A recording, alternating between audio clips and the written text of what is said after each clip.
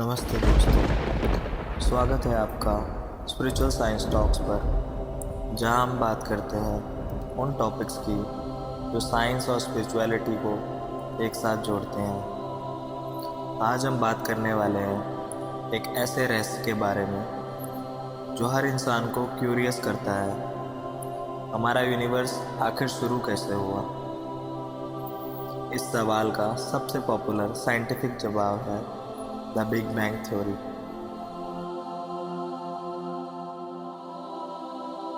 साल 1927 में एक बेल्जियन पादरी और वैज्ञानिक जॉर्ज लेमेटेरे ने बताया कि यूनिवर्स एक प्राइमल एटम से शुरू हुआ था, यानी एक बहुत छोटा गर्म और घना बिंदु जो फट गया और उसी से स्पेस, टाइम और मैटर की शुरुआत हुई। साल 1917 में आइंस्टाइन ने भी अपनी जनरल रिलेटिविटी थ्योरी को कॉस्मोस पर लगाया और पाया कि यूनिवर्स को या तो फैलना होगा या सिमटना होगा। लेकिन उस समय लोग स्टैटिक मॉडल मानते थे और आइंस्टाइन को भी लगा ये उनकी सबसे बड़ी गलती थी।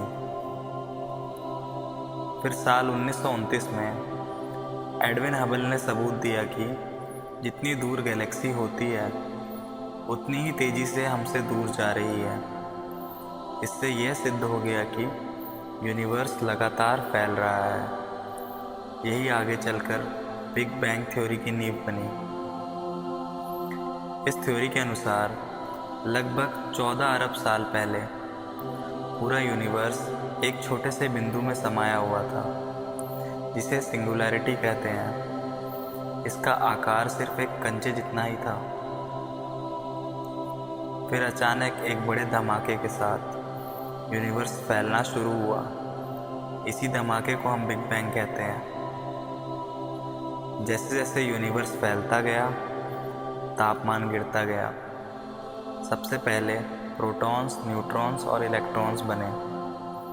फिर ये आपस में मिलकर एटम्स बने, जिनमें ज़्यादातर हाइड्रोजन और हीलियम एटम थे। करोड़ों साल बाद इन्हीं से स्टार्स, गैलेक्सी और प्लैनेट्स बने। लेकिन सवाल ये है, क्या ये सिर्फ साइंटिफिक एक्सप्लेनेशन है या फिर इसका जिक्र हमारे ग्रंथों में भी मिलता है? आज हम जानेंगे बिग बैंग थ्योरी और उसका संबंध हिंदू मिथोलॉजी से।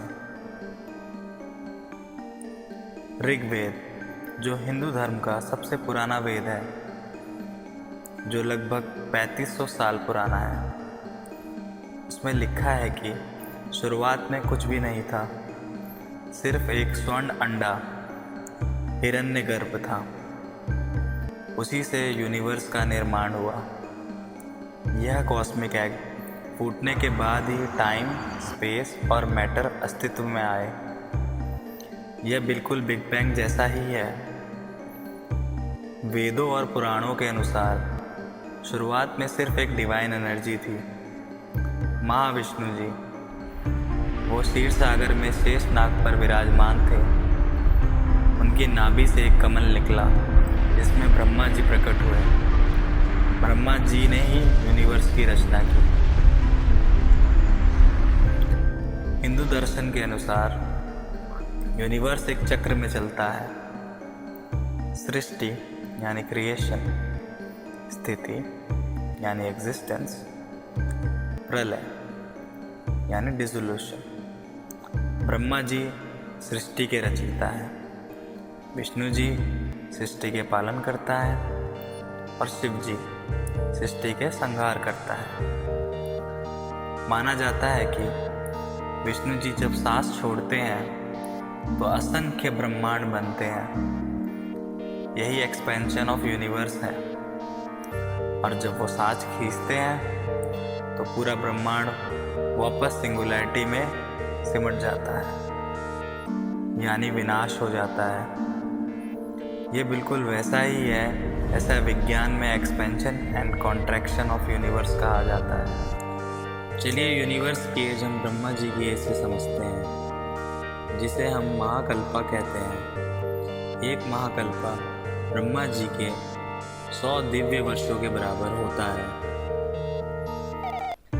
इसे और अच्छे से समझने के लिए हमें युगों के बारे में जानना पड़ेगा।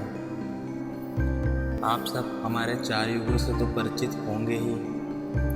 सतयुग, त्रेता युग, द्वापर युग और कलयुग जो भी चल रहा है। सतयुग 17,28,000 इंसानों के साल के बराबर होता है।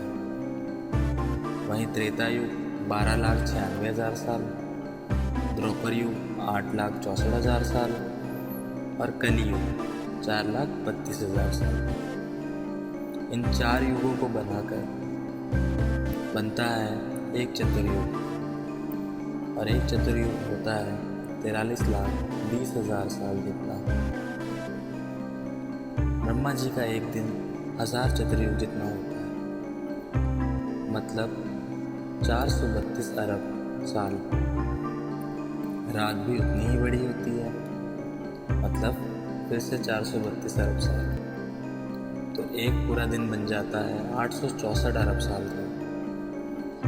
इसे हम एक कल्प कहते हैं।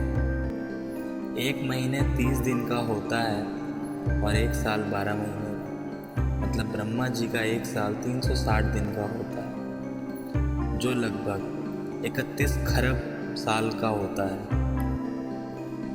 और 100 साल ब्रह्मा जी के यानी एक महाकल्पा 3,100 खरब इंसानों के साल के बराबर होता है। और हमारे धर्म के अनुसार ब्रह्मा जी के 50 साल पूरे हो चुके हैं और ये उनका 91वां साल का पहला दिन है, मतलब 1500 खरब साल अब तक हो चुके हैं हमारे यूनिवर्स में। और साइंस के हिसाब से सिर्फ 14 खरब साल ही हुए हैं, यानी कि अभी चौथा दिन ही चल रहा है ब्रह्मांड। और हमारे सनातन धर्म के हिसाब से ये भी काफ़ी कम है।